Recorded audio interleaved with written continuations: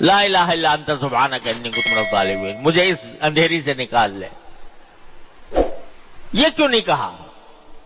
تو بتاؤ اس وقت کیا جواب ہوگا؟ لہذا ہمارے حضرت فرمایا کرتے تھے،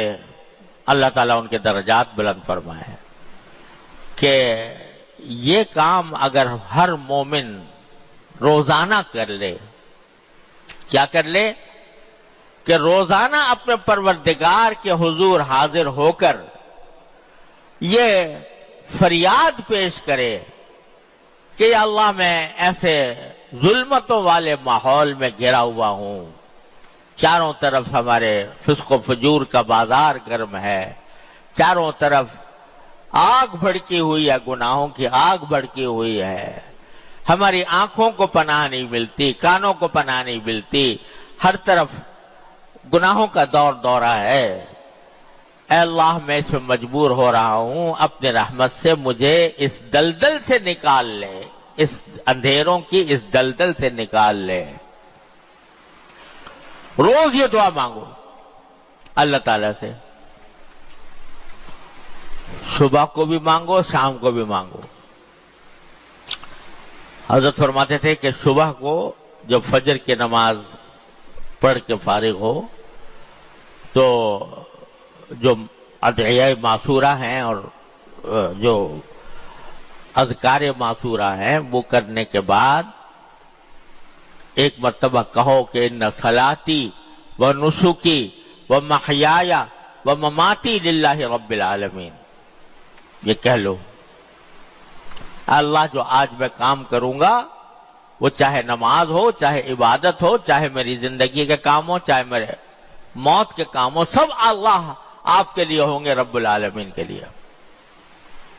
اور پھر اسی وقت مانگ بھی لو دعا، یا اللہ میں کہہ تو رہا ہوں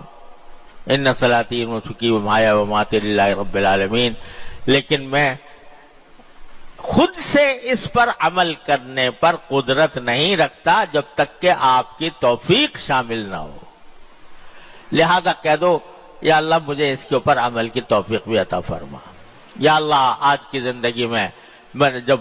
باہر نکلوں گا، زندگی کا کارزار میں داخل ہوں گا، زندگی کے معرکے میں داخل ہوں گا، تو وہاں نہ جانے کیا حالات پیش آئیں، کہاں میں بھٹک جاؤں، کہاں میں بہک جاؤں،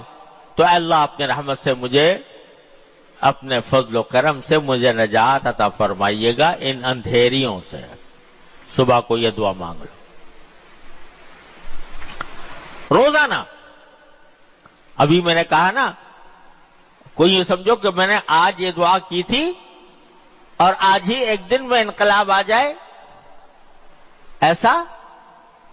اللہ تعالیٰ کی مشیت ہوتی ہے، اسی کے مطابق کام ہوتا ہے۔ 3 دن مانگی دعا مچھلی کے پیٹ میں، تب جا کے وہ باہر آئے۔ تو تم یہ سمجھو کہ آج میں نے ایک کام شروع کر دیا، بس فوراً میں بالکل متقی پرہیزگار بن جاؤں گا، یہ ضروری نہیں ہے۔ اللہ کی رحمت ہے، ہو سکتا ہے اللہ تعالیٰ ایک ہی لمحے میں زندگی بدل دے۔ بہت سے لوگوں کے لیے کے ساتھ ایسا بھی پیش آیا ہے کہ ایک ہی لمحے میں زندگی بدل گئی۔ لیکن مانگو اور مانگتے رہو، روز مانگو اللہ تعالیٰ سے، تو اللہ تبارک و تعالیٰ انشاءاللہ کچھ دن عمل کرو گے، 40 دن عمل کرو گے، تو اللہ تبارک و تعالیٰ کی رحمت سے انشاءاللہ یہ دعا رد نہیں ہوگی، یہ دعا رد نہیں ہو سکتی۔ دیکھو اور دعائیں جو ہم مانگتے ہیں نا، جیسے یہ مانگتے ہیں کہ یا اللہ مجھے صحت دے دے، یہ دعا مانگتے ہیں یا اللہ مجھے مال دولت دے دے، یہ دعا مانگتے ہیں کہ میرا اچھا کاروبار ہو جائے، یہ دعا مانگتے ہیں کہ مجھے کوئی اچھا مکان مل جائے وغیرہ۔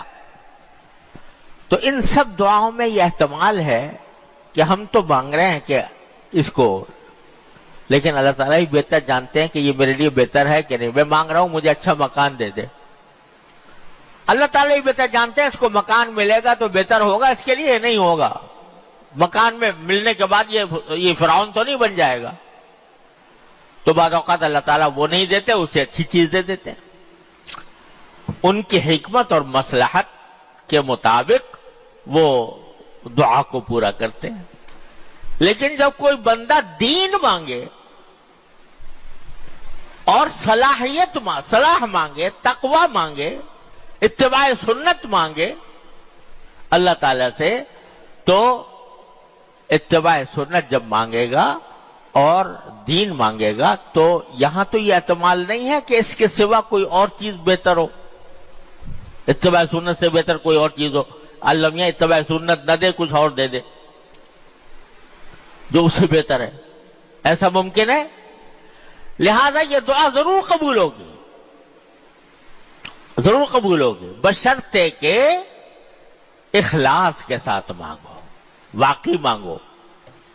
مانگنے کی طرح مانگو۔ کیا کہ تھوڑی سی کوشش کا قدم بھی بڑھاؤ، کوشش کا قدم آدمی بڑھائے گا اور پھر دعا مانگے گا اللہ تعالیٰ سے، تو پھر اللہ تبارک و تعالیٰ ضرور قبول کریں گے، ممکن نہیں ہے کہ قبول نہ ہو۔ لیکن دو شرطیں ہیں، ایک قدم بڑھانا، دوسرے اللہ سے رجوع کرنا۔ دیکھو حضرت یوسف علیہ السلام کے ساتھ جو آزمائش پیش آئی ہے نا، سب کو پتا ہے کہ نہیں؟ زلیخا نے گناہ کی دعوت دی اور قرآن کہتا ہے وَغَلَّقَتِ الْأَبْوَابِ، سارے دروازوں میں تالے ڈال دیے کہ یوسف علیہ السلام باہر نہ نکل سکے۔ اب یوسف علیہ السلام آنکھوں سے دیکھ رہے تھے کہ دروازوں میں تالے پڑے ہوئے ہیں، آگے باہر نکلنے کا راستہ نہیں ہے، لیکن یہ سوچا کہ میرے بس میں اتنا ہے کہ میں یہاں سے بھاگ کر دروازے تک چلا جاؤں، یہ بس میں ہے، تو بھاگ پڑے۔ جب اس نے دعوت دی گناہ کی تو ایسا نہیں ہے کہ وہیں کھڑے کھڑے دعا مانگ لی ہو اللہ میاں سے بچنے کی، بلکہ جہاں تک بس میں تھا وہاں تک دوڑے، جب دوڑے اپنا کام کر لیا، دوڑ کر مانگا اللہ میاں سے، یا اللہ مجھے اس مصیبت سے، اس آزمائش سے نجات دے دیجئے۔ تو اپنی طرف سے قدم بھی بڑھایا، چاہے وہ تھوڑا ہی سا کیوں نہ ہو، لیکن بڑھایا، سچے دل سے مانگا اللہ تعالیٰ سے، تو کیا ہوا؟ دروازے کھل گئے۔ تو مولانا رومی اس کو فرماتے ہیں کہ گرچہ رکھنا نیست عالم را پدید، گرچہ رکھنا نیست عالم را پدید، خیرہ یوسف وار میں باید دوید۔ اگرچہ اس دنیا کے اندر تمہیں کوئی باہر نکلنے کا راستہ نظر نہیں آ رہا، رکھنا نظر نہیں آ رہا جس سے تم باہر نکلو اس گناہوں کی وادی سے، تو اس کے باوجود تمہیں اسی طرح دوڑ لگانی چاہیے جیسے یوسف علیہ السلام نے لگائی تھی، خیرہ یوسف وار میں باید دوید، تو انشاءاللہ وہ دعا قبول ہو۔ تو ایک تو صبح کے وقت میں یہ دعا مانگ لو، روز کوئی دن خالی نہ جائے، یا اللہ دن شروع ہو رہا ہے، زندگی کے معرکے میں داخل ہو رہا ہوں، اے اللہ مجھے گناہوں سے بچا لے، اے اللہ مجھے اپنے احکام کے مطابق، سنت کے مطابق زندگی عطا فرما، میرا ہر کام سنت کے مطابق ہو جائے، یہ دعا مانگ لو،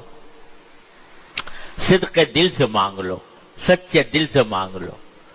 اور اپنی طرف سے جو نظام زندگی بناؤ اس دن کے لیے، تو اس دن